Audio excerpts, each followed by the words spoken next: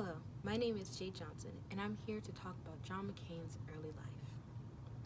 Born on a naval base in Coco Sola, Panama, his father was a naval general named John S. McCain Jr.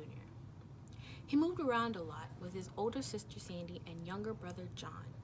He attended over 20 schools, K through 12, before settling down in Northern Virginia. He graduated from Escopoli High School, a private boarding school in Alexander in 1954. Of his father and entered the Naval Academy in Annapolis. He started his naval training and became a pilot. He married his first wife and adopted her children and had his own. He fought in Vietnam as a lieutenant commander.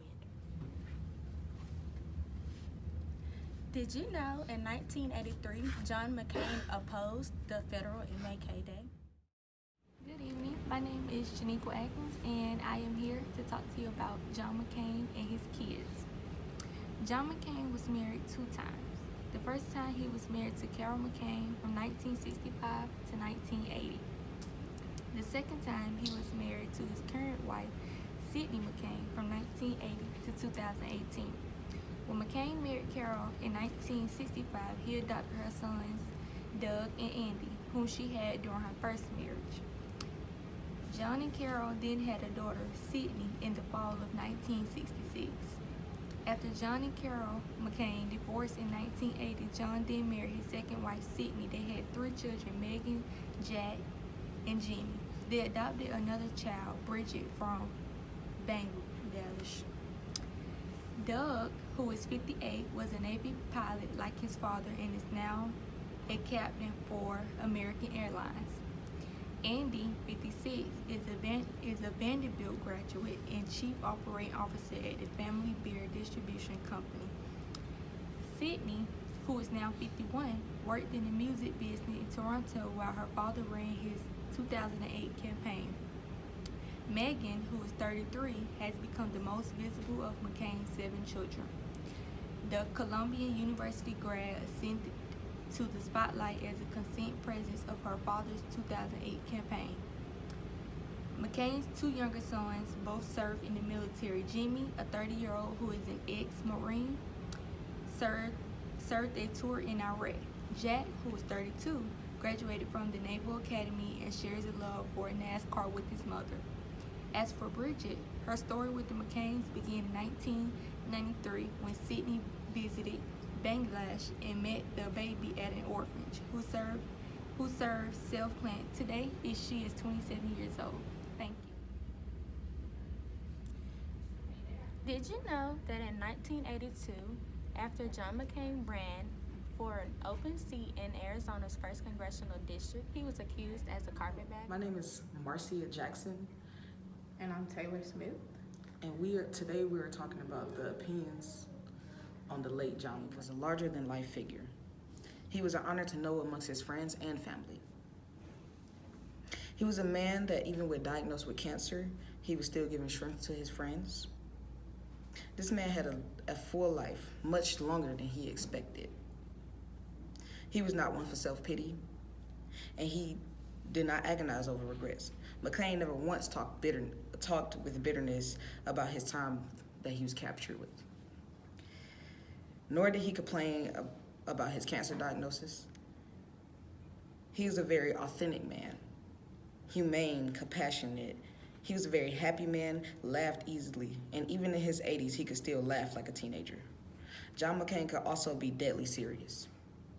He took his job serious and worked with a passion. Some would even call him quick-tempered. But nonetheless, he was a relentless enthusiast. He was defiant in defeat and sometimes even in victory. His mother once said that he did not have sides, meaning different faces for different occasions.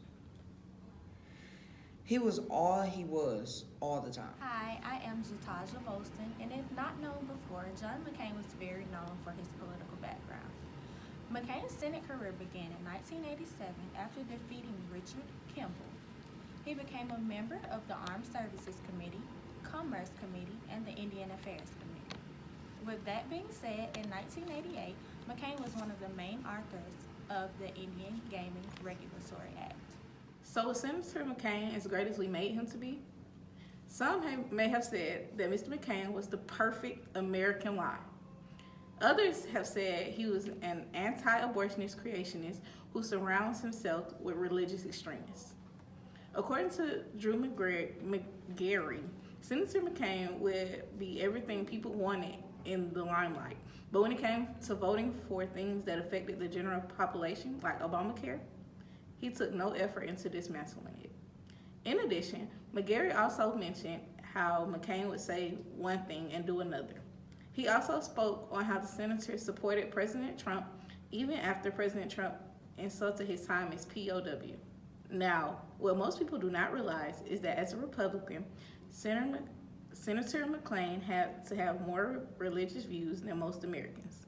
In the past, he sided with religious and political extremists who believed that the Nation of Islam is evil and gays are immoral, according to Paul Harris. He also wanted to report conservative extremists into the Supreme Court and have abortion banned, which isn't as shocking as it should be, since Mr. McCain is a Republican. Senator McCain has been said to have a volatile temper, and he believed it was best to keep troops in Iraq because it would keep terrorism at a minimum. John McCain loved attention. With all the extreme action Senator McCain has taken, it makes sense why he has so many opinions in the public eye. It's quite evident that John McCain had no problem racing to journalists for attention. In 2008, John McCain announced his intention to run on April 25, 2007 in Portsmouth, New Hampshire. He then stated, "I'm not running for president to be somebody, but to do something and to do hard but necessary things, not the easy and needless things." His strengths in this race that he used was his